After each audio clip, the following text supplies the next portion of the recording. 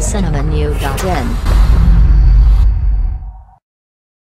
உத்தரப்பிரதேசம் மாநிலம் பகுதியைச் சேர்ந்தவர் இளம்பெண் ஒரு வீட்டில் தனியாக இருந்துள்ளார். அப்போது வாலிபர் ஒருவர் அப்பெண்ணின் வீட்டுக்கு சென்று தன்னுடைய மொபைலில் சார்ஜ் இல்லை, அதனால் தங்கள் வீட்டில் சிறிது நேரம் சார்ஜ் செய்து கொள்வதாக கூறியுள்ளார். அதை நம்பி அந்த பெண் சரி என்று கூறி போனை வாங்கி கொண்டு சார்ஜ் செய்வதற்காக வீட்டுக்குள் சென்றுள்ளார்.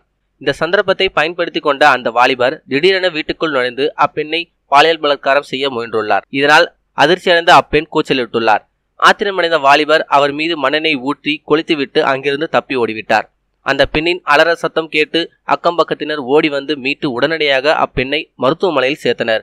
ஆனால் உடல் முழுவதும் தீ பரவியதால் அவர் சிகிச்சை பலனின்றி பரிதாபமாக உயிரிழந்தார். இது தொடர்பாக போலீசார் வழக்கு பதிவு செய்து விசாரணை செய்து வருகின்றனர்.